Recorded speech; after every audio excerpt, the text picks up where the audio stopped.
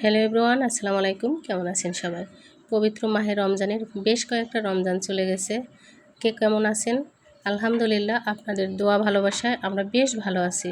আর আমি বিশ্বাস রাখি, আশা রাখি যে অবস্থায় থাকেন না কেন, শত দুঃখ কষ্টের মধ্যেও সবাই আল্লাহর রহমতে সুন্দরভাবে রমজান পালন করতেছেন এবং আলহামদুলিল্লাহ সবাই অনেক বেশি ভালো আছেন। অনেক সময় আমার রান্নাবান্না দেখে অনেক আপু মনিরাই কমেন্টস করে, আপু অল্প বাজেটে বাচ্চাদের জন্য কিভাবে ঘরোয়া পদ্ধতিতে রোস্ট রান্না বা বিরিয়ানি রান্না করা যায় সেগুলো দেখাবেন।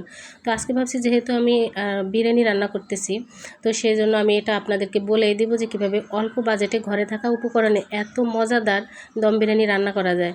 তো প্রথমে দেখছেন আমি হাফ সিদ্ধ আলুটাকে একটু হলুদের গুঁড়া, মরিচের গুঁড়া দিয়ে ঘি দিয়ে মাখিয়ে অবশেষে আমি কিন্তু এই যে তেলের উপরে আলুগুলোকে একটু ভেজে নেব। এখানে হাফ যদি ভাজা হয়, যেমন একটা আলু অর্ধেক পরিমাণ ভাজা হবে, অর্ধেক পরিমাণ কাঁচা থাকবে, এই অবস্থায় কিন্তু আমি নাড়িয়ে ছেড়ে সুন্দর করে ভেজে নিব। আর এতে করে যখন আমি দম বিরিয়ানি করব, বাকিটা কিন্তু আলুটা সিদ্ধ হয়ে যাবে। তো যে সকল আপুমনিরা সবসময় চিন্তা করেন যে আমরা অল্প আয়ের মানুষ যারা অল্প আয়ের বাজেটে যেভাবে সংসার চালাতে হয়, আমাদের হাতেই সব কিছু থাকে। তো আমরা কিভাবে একটু মেনটেন করব যেন অল্প খরচে সবাই ফ্যামিলির খুশি হয়, পাশাপাশি আমরা একটা মজাদার খাবার খেতে পারি, তো সেই সাথে কিছু সাশ্রয় হয়, এটা চিন্তা করে সবসময় চলাফেরা করি। তো আপুমনিরা আজকে দম বিরিয়ানি করতে আমি যে উপকরণ লাগবে, একদম সাধারণ সংক্ষিপ্ত ঘরে যা থাকবে, শুধু একটা রেডিমেড মশলা নিতে হবে, এইটুকুই খরচ। আমার প্রিয় আপুমনিরা, আঙ্কেল আন্টিরা এবং ছোট্ট ছোট্ট সোনামণিরা, যারা যারা আমার ভিডিও ভালোবাসেন, এই মুহূর্তে দেখতেছেন, প্লিজ একটা লাইক দিয়ে নেবেন। অনেকেই ভিডিও দেখেন, দেখতে দেখতে আসলে লাইক দিতে ভুলে যান। যদি একটা লাইক দেন আমার খুব ভালো লাগবে। সেই সাথে আপনারা যারা নতুন দেখছেন, আজই এখনই প্লিজ আপনারা আমার চ্যানেলটিকে সাবস্ক্রাইব করে রাখবেন। এবং অনেক আপুরা বলেন যে আপু আমি আপনার ভিডিওটা কেন দেরিতে দেখি। তো সেই সব আপুদের বলবো যে আপনারা সাবস্ক্রাইব করার পরে অল নোটিফিকেশন বেলটা অন করে রাখবেন, তাহলে সবার আগে আপনি ভিডিওটা দেখতে পাবেন। তো যাই হোক আপুরা, এবার আসল কথায় আসি। এই যে দেখুন, ঘরে একদমই কম উপকরণ। এখানে আদা রসুন পেস্ট, এটা আমি এখানে 1 টেবিল চামচের মতো দিলাম। তারপর আধা কেজির উপরে একটু মাংস, আধা কেজি থেকে সামান্য বেশি হবে। এখানে দিলাম আমি লবণ, একটু মরিচের গুঁড়া, সাথে জিরার গুঁড়া, আর সাথে 1 চামচ চিনি, আর এই লেবুর রস। এখন আমি এখানে একটু ঘি দিব। ঘি এটা ছোটো চামচ, তো এই জন্য 4 চামচ দেবো। আর যদি আপনারা পছন্দ মতো ঘি না থাকে কোনো কথা নেই, যেটা ঘরে থাকবে ওটা দিয়ে আপনি একটু তাহলে সয়াবিন তেলটা দিয়ে নেবেন। তো এটা সম্পূর্ণ তেল ছাড়াও করা যায়, এত মজা হয়। তেল ছাড়াও যে বিরিয়ানি করা যায় সেটা কিন্তু আমার আগে জানা ছিল না। আসলে মানুষ চেষ্টা করলে সবই পারে। এবং স্বাস্থ্যসম্মত খাবারটা যদি আমরা ঘরে এভাবে তৈরি করি, শরীরের জন্য ভালো, তার পাশাপাশি কিন্তু খরচও কম। আর বিরিয়ানি মশলাটা আমি পুরাটা দেবো না, এটা যেহেতু 1 কেজি মাংসের জন্য, আর এখানে আধা কেজি পরিমাণ মাংস আছে, সেজন্য আমি অর্ধেকটা পরিমাণ বিরিয়ানি মশলা দিলাম। তো এইবার সমস্ত উপকরণ দিয়ে আমি ভালো করে মাংসটাকে আগে মাখাবো। আর এখানে দেখুন কতটা কম তেল, এখনও তো তেলেই দিইনি, আমি শুধু ঘি দিছি সামান্য পরিমাণ। তো এটা ভালো করে মাখাবো। মাখিয়ে তারপর যদি আপনার কাছে সস থাকে ঘরের মধ্যে, তাহলে সস দিবেন, একটু সয়া সস। তো আমার কাছে সয়া সস নেই, আমি এমনিতে নর্মালি যে টমেটো সস থাকে, পাতা সস, এটা দিয়ে দেবো। তো তার আগে আমি আলু ভাজার যে তেল, ওইখান থেকে সামান্য পরিমাণ তেল দিলাম। ইচ্ছে ছিল তেল না দেওয়ার, কিন্তু আমার মেয়েটা বললাম ও সামান্য পরিমাণ তেল দাও, তা না হলে ব্রয়লারের যে গন্ধ সেটা আসতে পারে। তো যাই হোক, এবার সামান্য তেল দিলাম। এরপরে এই যে পাতা সস যেটা আছে এটা দিয়ে দিলাম, সুন্দর করে মাখাবো। আর এটা মাখানোর উপর নির্ভর করবে যে মাংসটার ভিতর কতটা সুন্দর করে আপনার সব মশলা ঢুকলো। তো এই দেখুন, এটা এত সুন্দর রান্নাটা হবে আপুমনিরা। লাস্টে আমি আপনাদেরকে রিভিউ দেব, দেখাবো সম্পূর্ণ ভিডিওটা আজকে। তো দেখুন, এই যে দেখুন, এরপর আমি পেঁয়াজ ব্রেস্ট 1 কাপ পরিমাণ দিয়ে নিব। পেঁয়াজটা কিন্তু নিচে দেওয়া যাবে না, আর মাংসের সাথে মাখানো যাবে না, এটা মাংসের উপরে দিতে হবে। পাশাপাশি যে আলুগুলো আমি সুন্দর করে ভেজে নিয়েছিলাম, এখানে বেশ কিছু আলু, কারণ আমার ছেলে মেয়ে আলু পছন্দ করে মাংসের সাথে, সেজন্য আলুগুলো এই যে ভেজে উপরে দিয়ে নিলাম। এরপর 5-7টা কাঁচামরিচ দেবো, আর কিছু কাঁচামরিচ আমি ভেঙে দেবো যেন সুন্দর একটা ফ্লেভার ছড়ায় বিরিয়ানির মধ্যে। তো এবার আমি কাঁচামরিচগুলো দিয়ে তারপর এখন রেখে দেবো এখানে কিছুক্ষণ। এরপর আমি যাব চালটা আমার রাইসটা করতে। তো এখানে আমি কিছু পরিমাণ পানি দিয়ে দারচিনি এলাচ দিলাম। যদি শাহি জিরা থাকতো আরও ভালো হতো, তো এটা নেই। দারচিনি আর তেজপাতা দিয়ে আমি পানিটাকে ভালো করে গরম করলাম। তো তার ভিতরে এই যে লবণ দিতেছি, লবণ দিয়ে এরপর কিছু তেল দিব। তারপর আমি সুন্দর করে পানিটাকে ফুটিয়ে তারপর চালগুলো দেব। আর পোলাও চালটা অবশ্যই আপুরা আপনারা পোলাও চাল অথবা বাসমতি চাল, যেটা দিয়ে আপনারা রান্না করেন না কেন, এই চালটা কিন্তু আগে থেকে ধুয়ে অনেকক্ষণ ভিজিয়ে রাখতে হবে। আর রান্নার আরেকটা টেকনিক, এই যে দেখুন তেল দিলাম, পাশাপাশি দিলাম হচ্ছে আমি লেবুর রস। এই দুইটা জিনিস দিলে আপনার চালটা কখনোই ফাটবে না, ভেঙে যাবে না, পাশাপাশি ঝরঝরা পোলাও হবে। তো এটা হচ্ছে পোলাও রান্নার সবচেয়ে বড় টেকনিক, যে পোলাও ঝরঝরা হয় না কিংবা লেগে যায় একটার সাথে আরেকটা। এই যে এটা হচ্ছে টেকনিক, তেলের সাথে আপনি লেবুর রস দিলে কখনোই পোলাওটা একটার সাথে আরেকটা লাগবে না।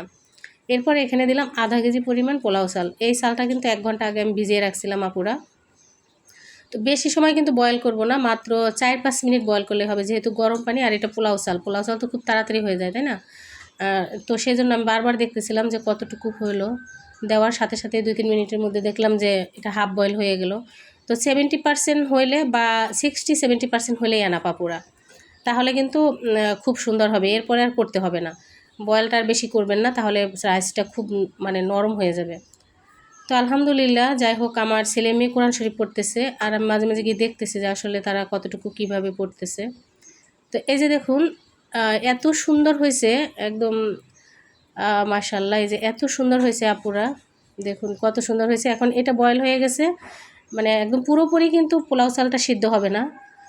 এরপরে হচ্ছে পানি ছেঁকে তারপর হচ্ছে আমি এই যে মাংস আলুর উপরে সুন্দর করে দিয়ে দেবো। আর আপুরা একটা জিনিস খেয়াল রাখবেন, সেটা হচ্ছে ব্রয়লার মুরগি দিয়ে যখন আপনারা দম বিরিয়ানি করবেন, তখন কোনো অবস্থাতেই পানি ইউজ করবেন না, একদম কোনোভাবে পানি দেবেন না। যদি মনে করেন আপনার প্রয়োজন হয়, চালটা কম সিদ্ধ হয়েছে, তাহলে আপনি হাফ কাপ পরিমাণ দুধ দিয়ে দিতে পারেন, কিন্তু পানিটা দিবেন না, পানিটা দিলে মজা লাগবে না।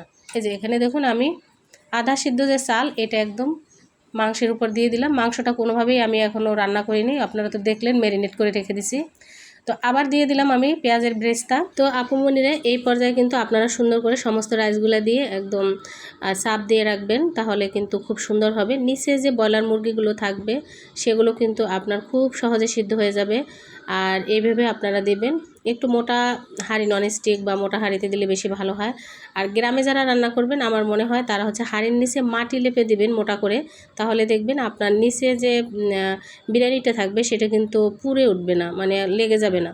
তো যাই হোক, এই পর্যায়ে আমি হচ্ছে আরেকটু ঘি দিয়ে নিলাম, যেহেতু তেল একদম সামান্য না দেওয়ার মতো দিলাম, সেজন্য আরেকটু ঘি দিলাম উপরে, সুন্দর একটা স্বাদ বা গন্ধ ছড়াবে।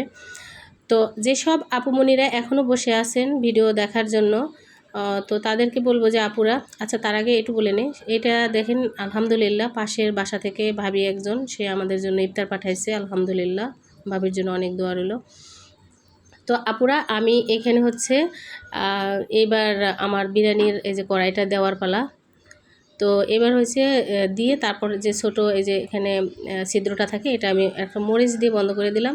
আর এখন আমি 2000 পাওয়ার আছে আমার এই ইলেকট্রিক চুলায়, সেটা আমি হাই হিট দিব প্রায় 2 মিনিট।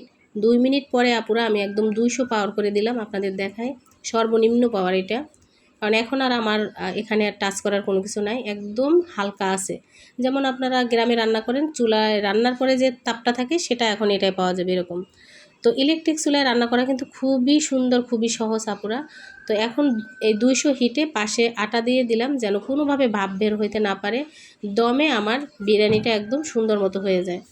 তো যাই হোক আপুরা, এই যে একদম ইফতারির প্রায় আর মাত্র আধা ঘন্টা বাকি আছে, আর বিরিয়ানিটা হইতে হইতে আমার সব কিছু গুছানো কমপ্লিট হয়ে যাবে।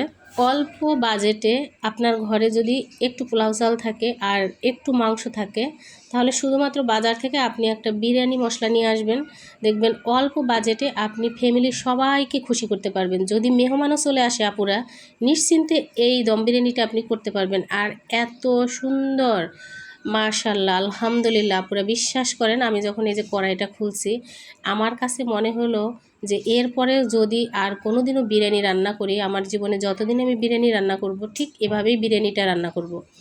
এত সুন্দর হয়েছে আপুরা, তেল কম দিয়ে বা না দিয়ে আপনি যে বিরিয়ানি রান্না করতে পারবেন।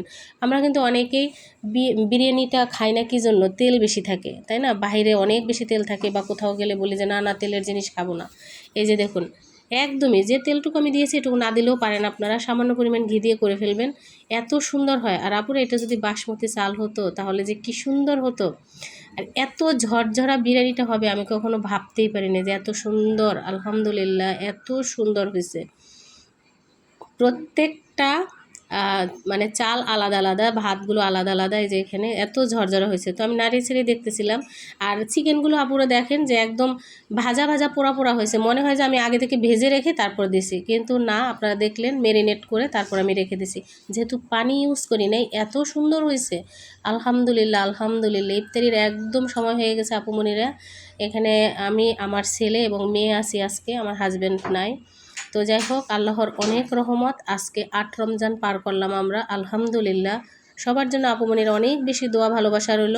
আর যে সকল আপুমনিরা আমার জন্য বসে আছেন বাজেটের জন্য, যে ঈদের বাজেটগুলো কিভাবে করবেন, বা ঈদের বাজার, যেহেতু আমাদের এই যে আবার 28 তারিখ অলরেডি মাস শেষ হবে,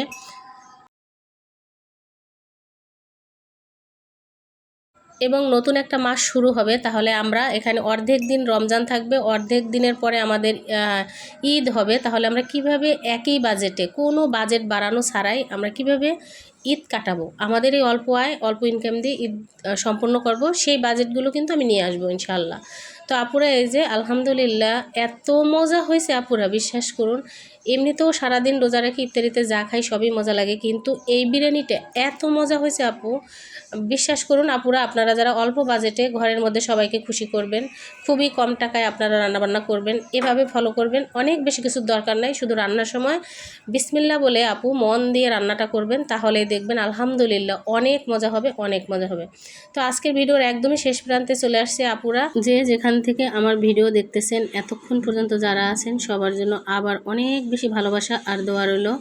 এই রমজানে বেশি বেশি দোয়া করবেন প্লিজ আপুরা, আমার জন্য আপনারা দোয়া রাখবেন যেন আমরা সপরিবার খুবই সুস্থ থাকি, ভালো থাকি, আল্লাহর রহমত আমাদের ঘরে চলে আসে। তো আজকের ভিডিও থেকে বিদায় নিলাম আপুরা, অনেক ভালো থাকবেন, সুস্থ থাকবেন। আগামীকাল আরেকটা সুন্দর ভিডিওর সাথে আপনাদের সাথে দেখা হবে, কথা হবে। অনেক বেশি ভালো থাকবেন, দোয়া রইল। আল্লাহ হাফেজ, আসসালামু আলাইকুম।